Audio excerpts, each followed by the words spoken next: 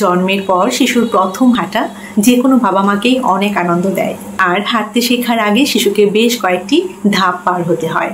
তার মধ্যে উল্লেখযোগ্য হচ্ছে বসতে শেখা, ধরে ধরে হাঁটা, হামাগুড়ি দেওয়া এবং দাঁড়ানো। বলতে গেলে প্রায় সব শিশুই এই কয়েকটি ধাপ পার হয়ে তবেই হাঁটতে শেখে। তবে একই সময় জন্ম নেওয়া দুটো শিশু যে একই টাইমে হাঁটতে শিখবে বা একই সময় হাঁটবে বা দাঁড়াতে শিখবে তা কিন্তু নয়। একজন শিশু থেকে আরেকজন শিশু কিন্তু সম্পূর্ণভাবে আলাদা। তবে এমন অনেক কৌশল রয়েছে যেগুলো অবলম্বন করে বা যেগুলো অ্যাপ্লাই করলে, যেগুলো ফলো করলে আপনি কিন্তু আপনার বাচ্চাকে অনেক আগেই হাঁটা শেখাতে পারেন। হ্যালো ভিউয়ার্স, আমি জেসমিন বলছি। আপনারা এই মুহূর্তে কানেক্টেড আছেন জেসমিনস বেবি কেয়ার টক ইউটিউব চ্যানেলের সাথে।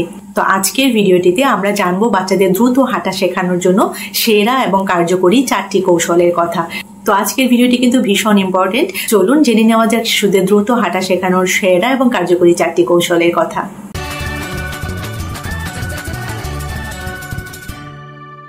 গবেষণায় বলা হচ্ছে শিশুদেরকে দ্রুত হাঁটতে শেখানোর প্রথম কৌশলটি হচ্ছে টুলের উপর বসতে শেখানো। যখন দেখবেন আপনার শিশু কোনো ধরনের সাহায্য ছাড়া বসতে শিখবে, ঠিক তখন আপনি আপনার বাচ্চাকে একটি ছোট সাইজের টুল কিনে দিন এবং নিশ্চিত করুন যে সেই বেবি সাইজের টুলটির পেছনে হেলান দেওয়ার কোনো অংশ নেই, যেন শিশুটি পেছনে কোনো সাপোর্ট ছাড়াই নিজের উপর ভর দিয়ে বসতে পারে।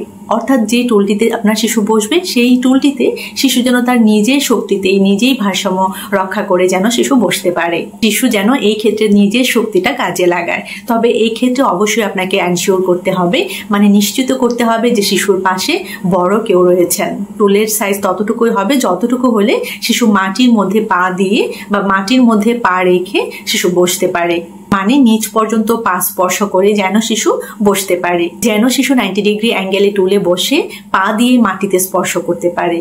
তো এমন অবস্থায় আরো কিছু কাজ রয়েছে আপনার। যেমন বাচ্চা যখন টুলে বসে থাকবে তখন সামনে কোনো একটা জিনিস রাখুন, কোনো একটা খেলনা রাখুন একটু ডিস্টেন্স রেখে, এবং আপনার বাচ্চাকে আপনি বলুন যে সেই জিনিসটাকে স্পর্শ করে আসতে। তারপর পুনরায় আবার এসে সে টুলের মধ্যে বসবে এবং যে খেলনা বা যে বস্তুটি সামনে রাখলেন সেটা চারদিকে একটু পরে পরে মুভ করে রাখুন, মানে একটু পর পর ঘুরিয়ে রাখুন। মনে করুন সামনে রেখেছেন, একটু পরে আপনার বাচ্চার অন্য পাশে রাখলেন। এইভাবে আপনি বাচ্চাকে বললেন যাও সেই বলটিকে বা সেই খেলনাটিকে গিয়ে স্পর্শ করে আসো, তারপর আবার এসে টুলে বসো। এতে কি হবে? শিশুর শরীরের মাংসপেশি শক্ত হবে এবং এই কৌশলটি কিন্তু শিশুর পা, পিঠ, কাঁধ এগুলোকে কিন্তু শক্ত করতে সহায়তা করবে। এবং এই কৌশলটি ফলো করলে কিন্তু বাচ্চা তার পায়ের উপর নিজের শরীরের ভর রাখা শিখবে। এবার বলবো দ্বিতীয় কৌশলটির কথা। শিশুকে দ্রুত হাঁটতে শেখানোর দ্বিতীয় কৌশলটি হচ্ছে ধরে ধরে হাঁটানো। সাধারণত আমরা দেখতে পাই যে শিশু বেঞ্চ বা সোফা ধরে ধরে হাঁটে এবং হাঁটার চেষ্টা করে। তো এই সময় কিন্তু আপনি শিশুর আশেপাশেই থাকবেন এবং কি করতে হবে? শিশুর আরেকটি হাত ধরে রাখবেন, মানে শিশু এক হাত দিয়ে যেমন বেঞ্চ এবং সোফা ধরে ধরে হাঁটবে, অন্য হাতটা যদি আপনি ধরে রাখেন তাহলে কিন্তু শিশুর ব্যালেন্স রাখতে সহজ হয়। এক্ষেত্রে যদি আপনার কাছে মনে হয় যে আরো কিছু সুবিধা বা সুযোগ আপনি তৈরি করে দেবেন, তেমনি শিশু যখন হাঁটবে তখন এই যে বেঞ্চের সামনে বা সোফার সামনে কোনো একটি খেলনা রেখে দিবেন। তখন কি হবে? এই যে সামনে আপনি একটি কোনো খেলনা রেখে দিলেন, তখন বাচ্চাটি সেই খেলনার দিকে তার গন্তব্য ঠিক করবে এবং এক পা দু পা করে কিন্তু সে সেখানে এগোতে থাকবে। এতে করে কিন্তু তার মনোবলটা অনেক বেশি বেড়ে যায় এবং হাঁটার প্রতি একটা উৎসাহ থাকে, একটা উদ্দীপনা কাজ করে। তৃতীয় কৌশলটির কথা বলবো। তৃতীয় কৌশলটি হচ্ছে লাথি মারা শেখানো বা কিক দেওয়া শেখানো। ধরুন যখন আপনি বাচ্চাকে ধরে ধরে নিয়ে হাঁটছেন তখন শিশুর এক পায়ের সামনে একটি বল রেখে দিলেন এবং তাকে কিক মারা শেখালেন। শিশু যখন লাথি মারবে এক পায়ে তখন কিন্তু তার পায়ে জোর পাবে সে, এবং তার পায়ে কিন্তু সে অনেকটাই শক্তি খাটাবে।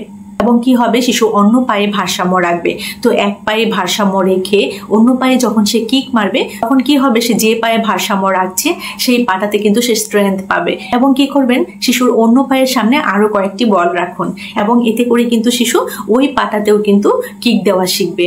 ঠিক সেইভাবেই কিন্তু শিশু আরেকটি পায়ে ভর দিয়ে ভারসাম্য রেখে কিন্তু অন্য পা দিয়ে লাথি মারবে এবং এইভাবে হবে কি শিশু দু পায়ে কিন্তু ভারসাম্য রাখতে শিখে যাবে এবং দু পায়ে কিন্তু শিশু শক্তি পাবে। যখন শিশুর সামনে বল রাখা হবে, শিশু যখন দু পায়ে লাথি মারা শিখবে এবং লাথি মারবে, ক্রমাগত সে খেলার চেষ্টা করবে, লাথি দেবে, তখন কিন্তু শিশুর দু পায়ের মধ্যেই কিন্তু ভারসাম্য বাড়বে এবং এটা কিন্তু শিশুদের হাঁটা শেখানোর জন্য কিন্তু অন্যতম একটি কৌশল বলে আমি মনে করি। চতুর্থ ধাপের কথা বলবো। চতুর্থ ধাপ হচ্ছে অ্যাসিস্ট্যান্ট ওয়াকিং, মানে শিশু যখন হাঁটবে তখন তার হাঁটায় আমরা যেন সহযোগিতা করি, মানে শিশুকে হাঁটতে সাহায্য করা। তো এই পর্যায়ে কি করবেন, শিশুর সাথেই থাকবেন এবং শিশুর কাঁধ থেকে কোণর পর্যন্ত আপনি ধরে রাখুন। এইভাবে আপনি ধরে ধরে শিশুকে সামনের দিকে হাঁটান এবং চেষ্টা করবেন শিশুর সামনে কোনো একটি খেলনা রাখতে। তো এইভাবে ধরে শিশুকে সামনের দিকে হাঁটতে শেখান এবং হাত দিয়ে ধরে তাকে হাঁটার এমন একটা অবস্থানে দাঁড় করান যেন শিশু নিজে থেকে সামনে এগোনোর জন্য নিজে নিজে চেষ্টা করে